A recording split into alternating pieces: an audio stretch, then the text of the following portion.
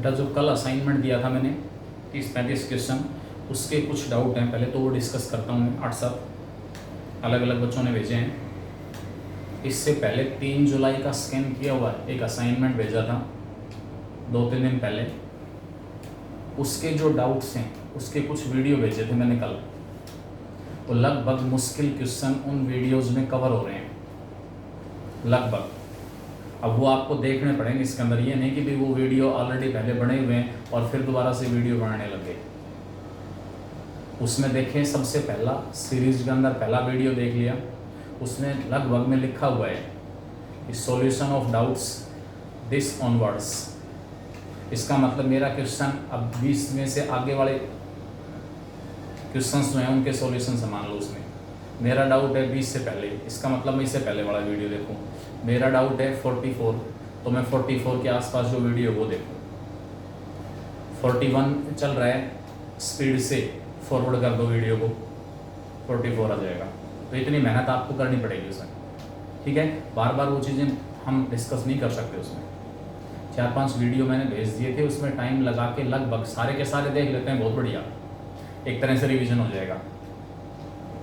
थोड़ा सा स्पीड से सारे के सारे वीडियो देख ले, टाइम लगा के, मेहनत तो करनी पड़ेगी। मैं कल जो असाइनमेंट दिया था उसके कुछ क्वेश्चन डिस्कस कर रहा हूँ।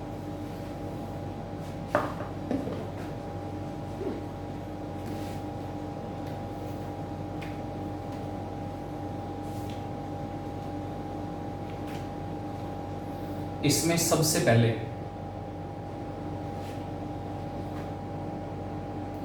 Least value of, question number 5 है, least value of 6 10 square 5 plus 54 cot square 5 plus 18। Question number 5 है कल वाले असाइनमेंट का। लिस्ट वैल्यू ऑफ, इसकी value 6 10 square 5 plus 54 cot square 5 और प्लस 18 इच। इसकी जो मिनिमम वैल्यू है वो हमसे मांग रहा है। ये दो टर्म वेरिएबल हैं, tan phi और cot phi वेरिएबल है यहाँ पर। इसकी मिनिमम वैल्यू हम वैसे निकालने की कोशिश करेंगे, काफ़ी कॉम्प्लिकेटेड प्रोसेस हो जाएगा।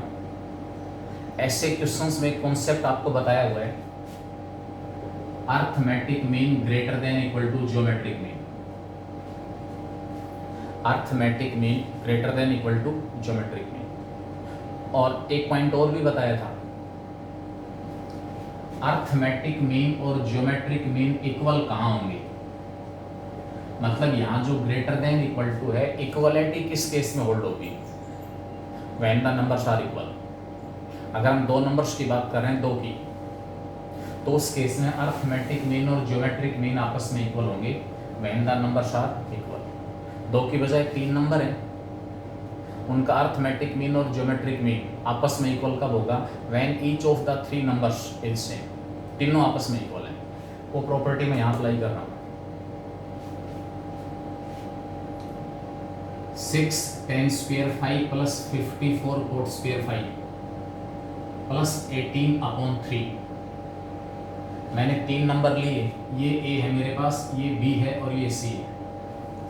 आप कहोगे ये 3 नंबर क्यों लिए, क्योंकि मुझे इन तीनों के सम की मिनिमम वैल्यू निकालनी है। A equal to 6 10 square 5, B equal to 54 cot square 5, C equal to 18। 3 number है A B और C, तो A plus B plus C/3 इनका अर्थमेटिक मीन हो गया। ग्रेटर देन और इक्वल टू होगा their geometric mean. Geometric mean होगा अगर 3 नंबर हैं तो उनके प्रोडक्ट की पावर 1/3, 10 नंबर हैं तो उन सब के प्रोडक्ट की पावर 1/10। 6 10 स्क्वायर 5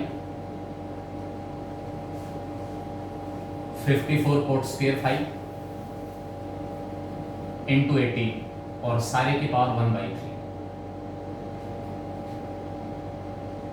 सारे की पावर 1/3। 10 स्क्वायर 5 और कोट स्क्वायर 5 एक दूसरे के रेसिप्रोकल हैं। जिन नंबर्स के सम की मिनिमम वैल्यू निकलवा रहा है अगर उसमें वेरिएबल टर्म इस प्रकार से एडजस्ट की हुई है, इस प्रकार ली हुई है कि उन सब का जो प्रोडक्ट है, प्रोडक्ट में वेरिएबल खत्म हो जाए। इन सब को मल्टीप्लाई करूंगा तीनों को, तो टेन स्क्वायर फाइव और कोट स्क्वायर फाइव खत्म हो जाएगा।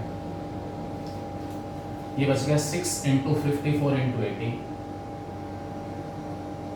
54 टेन स्क्वायर फाइव और कोट स्क्वायर फाइव तो खत्म हो चुके। जो यहाँ पर 54 था उसको मैंने 18 इंटू 3 लिख दिया। एक 18 ये रहा, एक 18 ये रहा, और एक 6 और 3 का प्रोडक्ट 18 और हो गया। 18 का क्यूब आ गया, 18 का cube 6 tan square 5 54 cot square 5 plus 18 upon 3 greater than और इक्वल टू 18, ग्रेटर देन और इक्वल टू 18। कैसे आया? 18 का क्यूब हो गया अंदर, 18 का क्यूब उसकी पावर 1/3, 18 बचा। 18 की पावर हमारे पास क्या दी हुई है? 3, सारे की पावर 1/3। अरे प्रॉपर्टी लगाइए सेकंड स्टेप में, arithmetic mean greater than equal to geometric mean. ये प्रॉपर्टी यूज की है बस। अर्थमेटिक मीन किस किस का निकाला? 6 टेन स्क्वायर 5 54 कोट स्क्वायर 5 और 18 का, तीनों को ऐड करके 3 से डिवाइड कर दिया। अर्थमेटिक मीन तीनों को मल्टीप्लाई करके पावर 1/3 ले ली ज्योमेट्रिक मीन। 18 की पावर 3, सारे की पावर 1/3, 18 आ गया। इसका मतलब अब यहां देखो, आप जो 3 नंबर्स की मैं बात कर रहा हूं, 3 नंबर्स की मैं बात कर रहा हूं, उनमें से एक नंबर 18 है। मिनिमम वैल्यू पूछी हमसे, minimum value of 6 tan square 5 plus 54 cot square 5 plus 18 upon 3 equal to 18। मैंने बताया था कि जब हमारे पास मिनिमम वैल्यू मिलेगी, मिनिमम वैल्यू कहाँ? जब वो सारे आपस में इक्वल है। अब मिनिमम वैल्यू भी 18 है, और जिनकी मिनिमम वैल्यू है उसमें से एक नंबर भी 18 है। इसका मतलब ये जो मिनिमम वैल्यू हमें मिलेगी वो कब मिलेगी? व्हेन मिनिमम वैल्यू 18 है, तीनों में से एक नंबर 18 दिया हुआ है, तो इन तीनों की मिनिमम वैल्यू हमेशा कहाँ मिलेगी? बताया था अर्थमेटिक मीन और ज्योमेट्रिक मीन इक्वल कब होंगे? जब सारे के सारे नंबर इक्वल हो। तो जो यहाँ पर मिनिमम वैल्यू आपको मिलेगी, minimum value means arithmetic mean और ज्योमेट्रिक मीन आपस में इक्वल होंगे। कब? ग्रेटर देन इक्वल टू में चेंज हो रहा है, मीन्स इधर अर्थमेटिक मीन था और इधर ज्योमेट्रिक मीन है। अर्थमेटिक मीन और ज्योमेट्रिक मीन आपस में इक्वल है। कब? जब सारे नंबर आपस में इक्वल है। All the numbers are equal, all the numbers are same. इसका मतलब ये भी 18 हो, ये भी 18 हो, और ये तो 18 है, तीनों आपस में इक्वल होने चाहिए। फिर एक बार रिपीट कर दूं, ग्रेटर देन और equal to, equality will hold arithmetic mean greater than equal to geometric mean. Equality will hold arithmetic mean और ज्योमेट्रिक मीन आपस में इक्वल। मतलब अर्थमेटिक मीन की जो मिनिमम वैल्यू है ना, वो ज्योमेट्रिक मीन के इक्वल है, otherwise arithmetic mean geometric mean से बड़ा होगा। अब अर्थमेटिक मीन और ज्योमेट्रिक मीन आपस में इक्वल है कब? जब सारे नंबर आपस में इक्वल हो, all the numbers are equal. इसका मतलब 6 tan square 5 equal to 54 cot square 5 equal to 18, तीनों आपस में इक्वल होने चाहिए। ये भी 18, ये भी 18, ये भी 18, 54 अपॉन 3, 18 इक्वल टू 18। अब जब ये आपके पास 18 है तो यहाँ से टेन स्क्वायर 5 की वैल्यू डिवाइडेड बाई 6 3 आ गई, और इसको इसके इक्वल पुट कर रहा हूँ तो कोट स्क्वायर 5 कितना आ गया? 18/54, यानी कि मिनिमम वैल्यू हमें मिलेगी, मिनिमम वैल्यू हमें कहाँ मिलेगी? Tan square 5 equal to 3 and cot square 5 equal to 1/3। Tan square five जो है वो किसके इक्वल है 3 और कोट स्क्वायर फाइव किसके इक्वल है 1/3।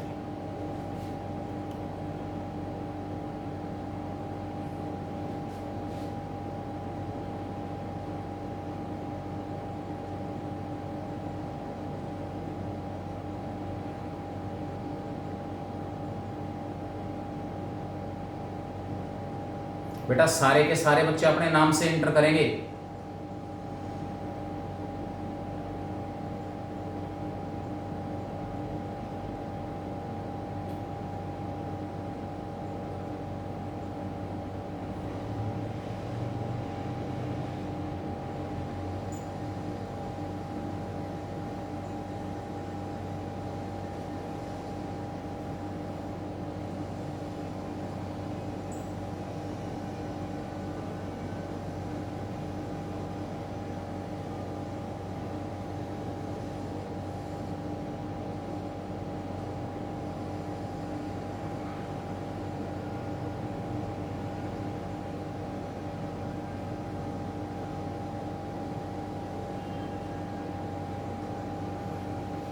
वीडियो आ रही है?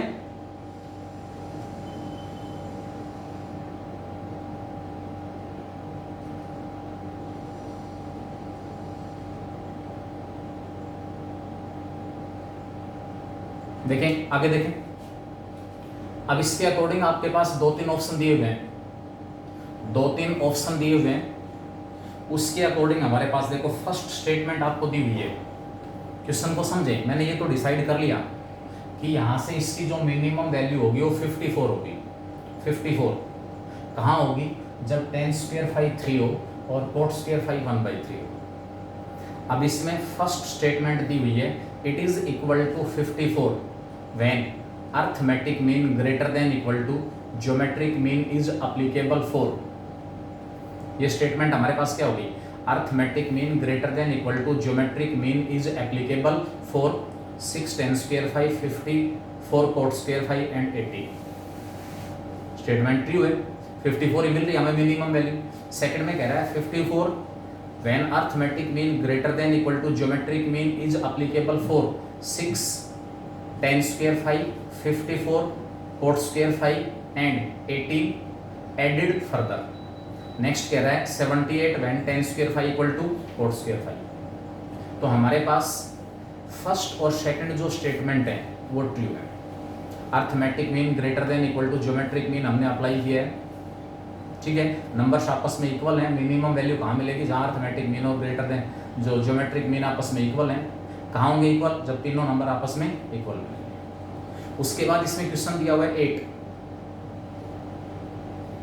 सेकंड स्टेटमेंट का मतलब यहाँ पर है 54, लिस्ट वैल्यू इसकी 54 आ रही है। कब आ रही है? Arithmetic mean greater than equal to geometric mean is applicable. Applicable है किस किस के लिए? 6 tan square five 54 cot square five and 80 applicable है। और ये कह रहा है एडिड फर्दर। लास्ट में इनको क्या किया? ऐड कर लिया। भाई यहाँ पर आपके पास मिनिमम जो वैल्यू मिली, मिनिमम वैल्यू हमें कहाँ मिलेगी? जब इसके ऊपर हम ये कॉन्सेप्ट अप्लाई करेंगे arithmetic mean greater than equal to geometric mean. और उसके बाद लास्ट में जो नंबर्स की वैल्यू आएगी ये तीनों आपस में इक्वल, और उन तीनों की वैल्यू आपस में इक्वल है तो लास्ट में उनको क्या कर देंगे? ऐड कर देंगे। उसके बाद इसमें क्वेश्चन दिया हुआ है question number 8, quadratic equation whose roots are cosecant square theta and secant square theta can be. वो क्वाड्रेटिक इक्वेशन जिसके जो रूट्स हैं वो कोसेकेंट स्क्वायर थीटा और सेकेंट स्क्वायर थीटा है।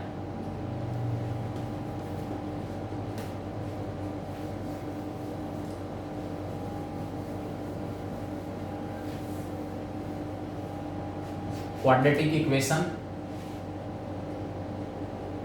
whose roots are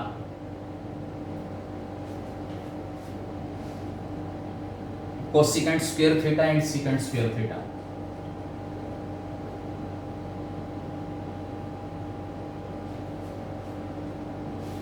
tricky question है। डिफरेंट क्वाड्रेटिक इक्वेशंस दी हुई है, सभी केसेस में सम ऑफ रूट्स और प्रोडक्ट ऑफ रूट्स निकल जाएगा। जो कॉन्सेप्ट जो ट्रिक यहाँ यूज हो रही है, फर्स्ट केस में क्वाड्रेटिक इक्वेशन आपके पास है x square minus 5x plus 2, x square minus 5x plus 2 equal to 0। Second case में इक्वेशन दी हुई है x square minus 3x plus 6 equal to 0, और थर्ड केस में इक्वेशन दी हुई है x square minus 5x plus 5 equal to 0। Meeting को मैं लॉक कर चुका हूँ, पहले बता रहा हूँ, मीटिंग को मैं लॉक कर चुका हूँ। जितनी बकवास, एक गंदी मछली सारे तालाब को गंदा कर देती है, ठीक है। एक जगह भी इनोसेंस अगर क्रिएट हुई, तुरंत मेरी तरफ से रिस्ट्रिक्शंस बढ़ेंगे। जो डिस्कनेक्ट हो गया अपने वीडियो देखना, फिर कोई अल्टरनेट नहीं है। यहां से हमारे पास सम ऑफ रूट्स, अगर क्वाड्रेटिक इक्वेशन, भाई इनमें से जो क्वाड्रेटिक इक्वेशंस दी हुई हैं किसी में भी टी रेशियो अपीयर नहीं हो रहा, किसी में भी। इसका मतलब यहां से रूट्स का सम और रूट्स का जो प्रोडक्ट आएगा वो हमारे पास क्या होगा, कांस्टेंट आएगा। तो उसकी मिनिमम और मैक्सिमम वैल्यू से हमें कुछ हिंट मिलेगा। इस फर्स्ट केस में सम ऑफ रूट्स है 5, प्रोडक्ट ऑफ रूट्स है 2, यहां से सम ऑफ रूट्स है 3 और प्रोडक्ट ऑफ रूट्स है 6, यहां से सम ऑफ रूट्स है 5 और प्रोडक्ट ऑफ रूट्स है 5।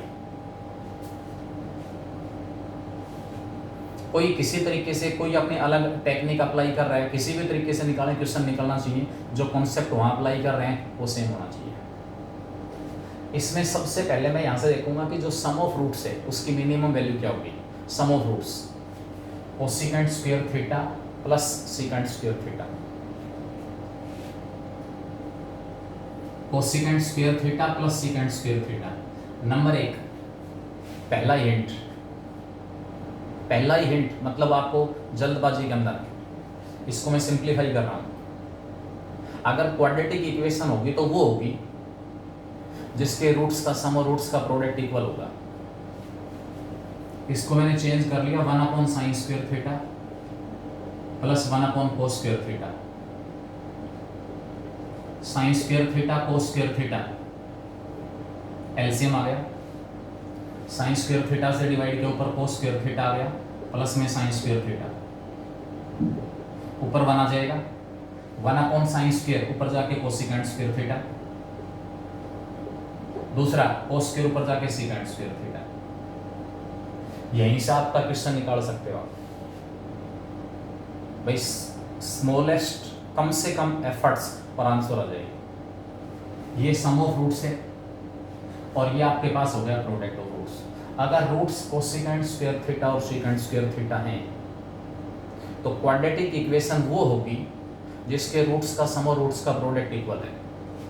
इसमें तो इक्वल नहीं है, फर्स्ट केस में तो सम और प्रोडक्ट, फर्स्ट ऑप्शन वैलिड नहीं। सेकंड में भी सम और प्रोडक्ट इक्वल नहीं है, वो भी वैलिड नहीं है।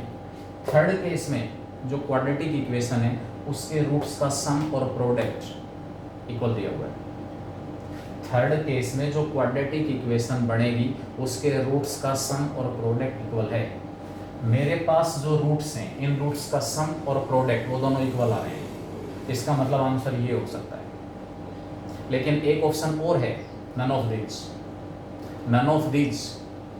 अब उसको फाइनल जस्टिफिकेशन चेक करने के लिए कि कहीं वो तो आंसर नहीं है, अब आपको चेक करना पड़ेगा कि जो सम ऑफ रूट्स हैं उसकी मिनिमम वैल्यू हमारे पास क्या आएगी और मैक्सिमम वैल्यू क्या होगी। मिनिमम और मैक्सिमम का जो कॉन्सेप्ट है वो हम अप्लाई करेंगे फाइनल कंक्लूजन पर पहुंचने के लिए। ठीक है, कम से कम एफर्ट से, टाइम कम है, तो मैंने चेक कर लिया कि जो क्वाड्रेटिक इक्वेशन के रूट्स दिए गए हैं उनका सम और प्रोडक्ट आपस में इक्वल होगा। ऐसी तो है, ये सम है और सम इक्वल टू किस में चेंज हो गया, प्रोडक्ट में। तो वो आंसर है जिसमें क्वाड्रेटिक इक्वेशन के रूट्स का सम और प्रोडक्ट इक्वल है, वो केवल इस केस में, केवल इस केस में है। आंसर आ गया। अब आप वैल्यूज और चेक कर सकते हो कि जो सम ऑफ रूट्स है, हो सकता है आंसर नन ऑफ दीज हो, तो हो सकता है आंसर नन ऑफ दीज हो।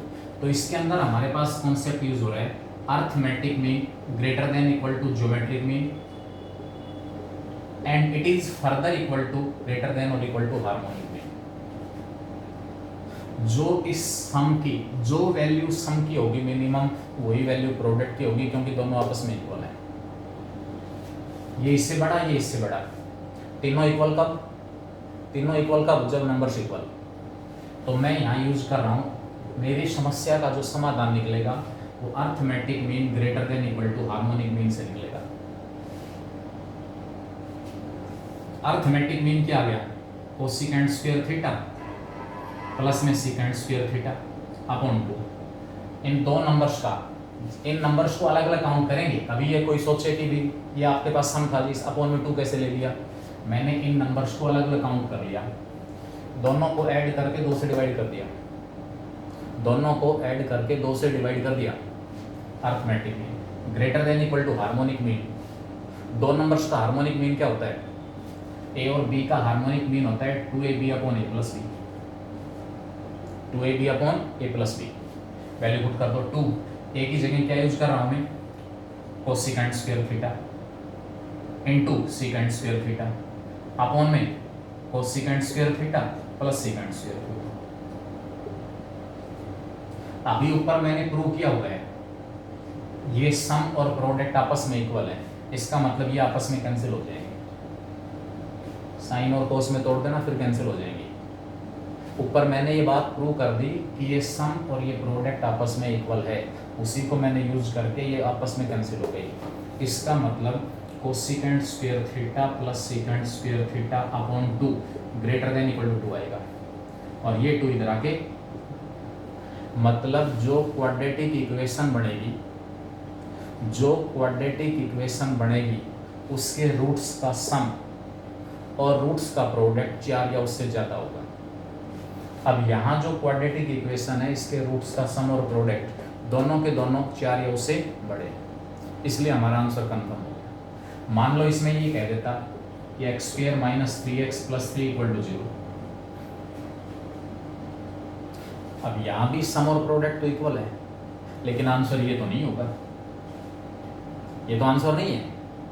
क्यों नहीं है? क्योंकि जो क्वाड्रेटिक इक्वेशन बढ़ने जा रही है उसके रूट्स का सम और उसके रूट्स का प्रोडक्ट, उसके रूट्स का सम और उसके रूट्स का प्रोडक्ट 4 या उससे बड़ा है।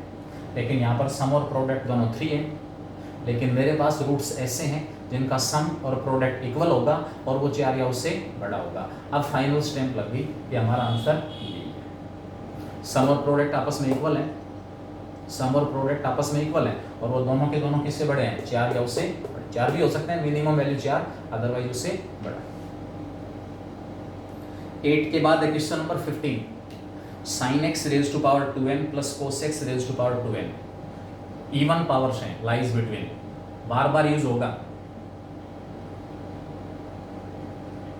बेटा। ये आपके पास, हाँ फिर ये इसमें ये भी मिलेगा, ये भी मिलेगा, तो more than one options are correct में मिल जाएगा। फिर अगर 2 ऐसी पॉसिबिलिटी हैं तो वहां आपके पास क्वेश्चन मिलेगा more than one options are correct, दोनों आंसर हो सकते हैं। जहां जहां मतलब इन दोनों को रूट्स लेके जो क्वाड्रेटिक इक्वेशन बनेंगी वो ऐसी होंगी जिसके रूट्स का सम और प्रोडक्ट नंबर 1 इक्वल होगा, नंबर 1 इक्वल, और दूसरी कंडीशन कि वो 4 या उससे बड़ा होगा। अब चाहे सभी ऑप्शंस में ऐसी इक्वेशन आ जाएं तो सारे के सारे ट्रू, सारे के सारे ट्रू। और वो किस केस में अपीयर होगा? When the questions are given of the form more than one options are true, उस केस में आ सकता है। अगर आपके पास 2 केस आ गए तो सिंगल करेक्ट आंसर टाइप में नहीं आएगा वो क्वेश्चन। कोई भी क्वेश्चन देगा प्रॉपर, मैं मेन एग्जाम की बात कर रहा हूँ, ये जो होम एग्जाम्स प्रैक्टिस टेस्ट हो रहे हैं इनकी बात नहीं कर रहा हूँ। इनके अंदर मिस्टेक्स मिल सकती हैं, प्रिंटिंग मिस्टेक्स मिल सकती हैं। जो मेन आपका एग्जाम होगा उसकी बात कर रहा हूँ, उसमें ऐसी सिचुएशन नहीं मिलेगी। अगर आएगा x square minus 5x plus 5 equal to 0, x square minus 6x plus 6 equal to 0, तो more than one options are correct में आएगा, सिंगल करेक्ट में बिल्कुल नहीं पूछा जाएगा।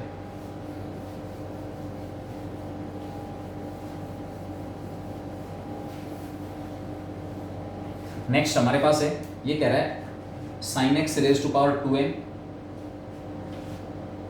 sin x raise to power 2n plus cos x raise to power 2n। इसकी जो वैल्यू है ना, value of lies between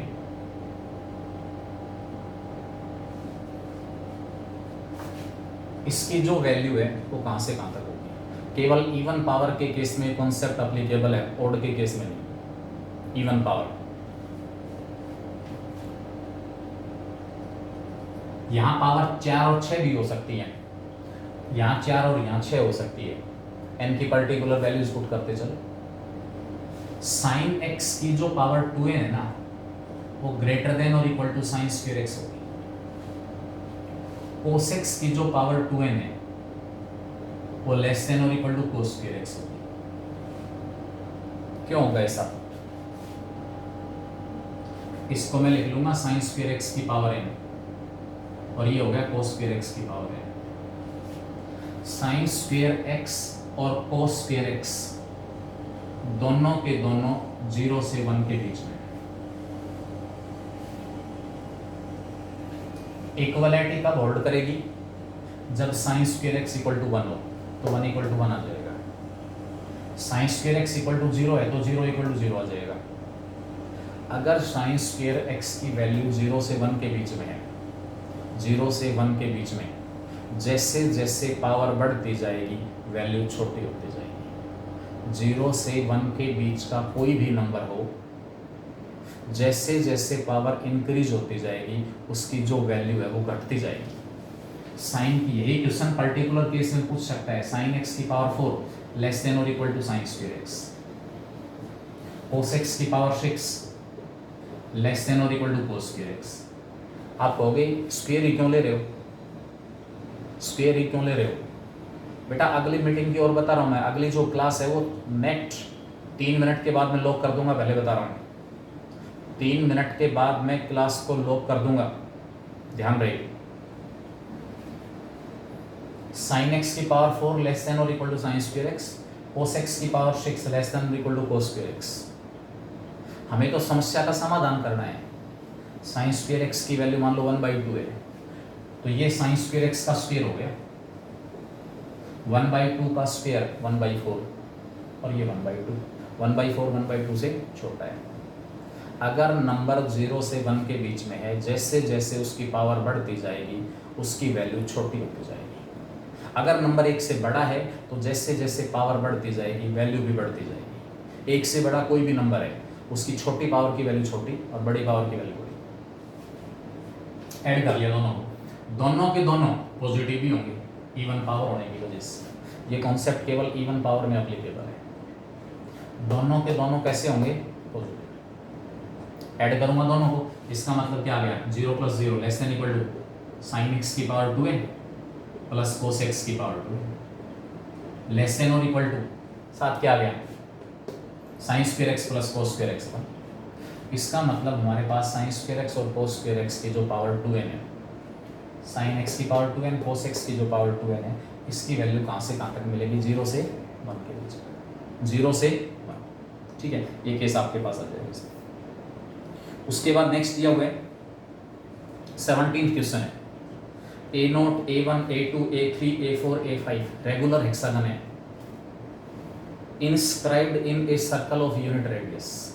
unit radius का सर्कल है, उसके अंदर रेगुलर हेक्सागन इंस्क्राइब्ड है। Regular hexagon.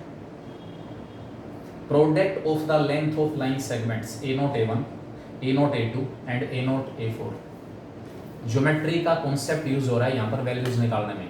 आप उस गुत्थी को नहीं सुलझा पाए यहाँ से कि भी यहाँ पर ये वैल्यू कैसे निकली। हिंट तो दिया हुआ है बेटा। कंपटीशन के अंदर कामयाबी का मूल मंत्र ये है कि मेरे को फर्स्ट टाइम क्वेश्चन निकालते समय ये लगा कि भी इस क्वेश्चन में ये ट्रिक यूज हुई, उसको हाईलाइट कर दो। अगर वो ट्रिक आपके याद नहीं रहेगी तो वो क्वेश्चन आप नहीं निकाल पाओगे, नहीं निकाल पाओगे।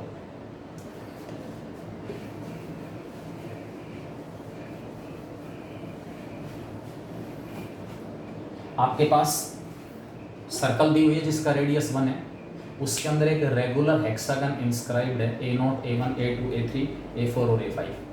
2-3 लाइन सेगमेंट्स हैं, उनके लेंथ का प्रोडक्ट निकालना है। इनिशियली हमारे पास एक सर्कल है,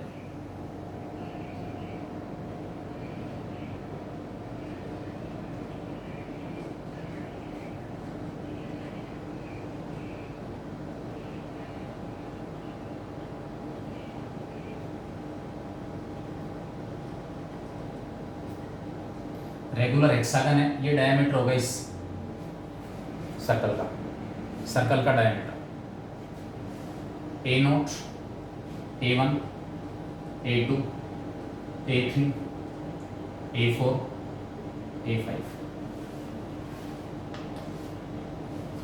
इस प्रकार आपके पास A0, A1, एक तो ये सेगमेंट निकालना है, दूसरा सेगमेंट है A0, A2, और उसके बाद एक है A0, A4। हमेशा ध्यान रखना, एक एक वर्टेक्स छोड़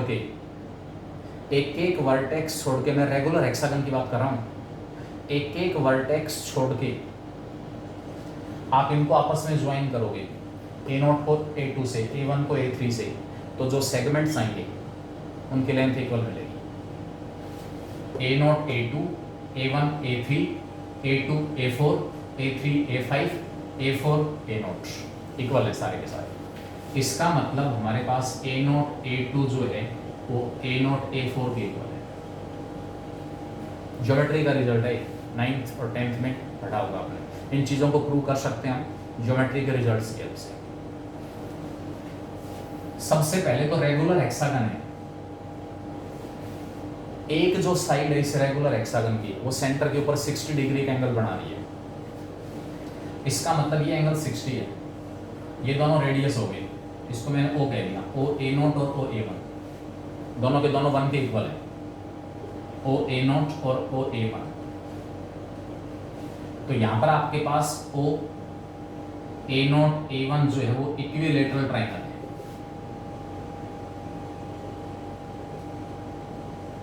इक्विलेटरल ट्रायंगल और सर्कल का रेडियस 1 है, तो इस इक्विलेटरल ट्रायंगल की एक साइड O A0 है, O A0 और O A1 आपस में इक्वल हैं, दोनों के दोनों रेडियस भी हैं, इसलिए जो O A0 हमारे पास है वो तो 1 आ गया है। O A0 कितना हो गया? 1। अब मुझे अगला जो स्टेप है वो A0 A2 निकालना है, A0 A2। अब वो A0 A2 कैसे निकले, इसको हटाओ यहां से, ये ट्रायंगल कंसीडर करूंगा मैं, A0 A2 और O, ये एंगल 120 हो गया, ये एंगल 120 है। कैसे? एक जो ट्रायंगल थी इक्विलेटरल ट्रायंगल, इस एक साइड ने सेंटर के ऊपर एंगल बनाया 60, दूसरी साइड ने बनाया 60, तो टोटल कंबाइंड एंगल ये टोटल यहां से लेकर यहां तक 120 हो गया। इस 120 होने के बाद ये साइड और ये साइड आपस में इक्वल है, तो इन इक्वल साइड्स के अपोजिट एंगल भी इक्वल, ये 30 और ये भी 30। मुझे A0 A2 निकालना है, इस सर्कल के सेंटर से इस कोड A0 A2 पर परपेंडिकुलर ड्रा कर दिया। सर्कल के सेंटर से किसी भी कोड के ऊपर परपेंडिकुलर ड्रा करोगे वो उसको बाइसेक्ट करेगा। ये परपेंडिकुलर ड्रा किया यहाँ, इस पॉइंट को सपोज मैंने B कह दिया, तो B जो है वो A0 A2 का मिड पॉइंट है। अब मैं यहां से A0 B निकाल रहा हूं from right angle triangle O A0 B और O B A0। क्या निकालना चाहता हूं? A0 B।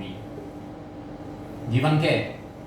ये साइड गिवन है O A0, रेडियस है सर्कल का, इक्वल टू एडजेसेंट अपॉन में हाइपोटेन्यूज, एंगल 30 काउंट कर रहा, एडजेसेंट अपॉन में हाइपोटेन्यूज हो गया B/H cos 30।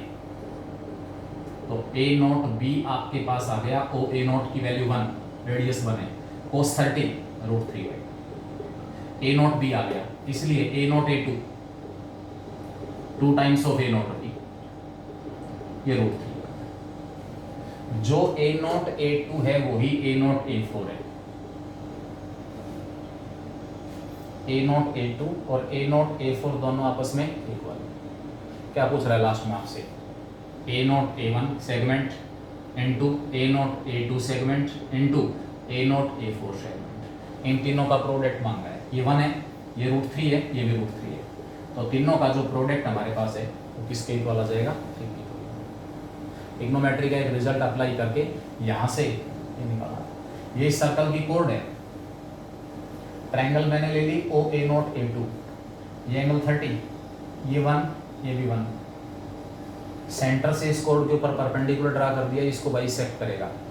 A not B और बी ए टू आपस में इक्वल है। ए नॉट बी अपॉन में ओ ए नॉट कोस 30 आ गया, जिसकी वैल्यू √3/2। इस ए नॉट बी का डबल करोगे तो ए नॉट बी का double a not a two हो जाएगा, ए नॉट ए टू। ठीक है, तो ये आपके पास लास्ट में आंसर इसका आ जाएगा 3। एक इसमें क्वेश्चन है 20वां, आई थिंक सपना ने भेजा है। बेटा सिंपल सा क्वेश्चन था, cosecant theta minus cot theta q है। Cosecant theta minus cot theta equal to Q.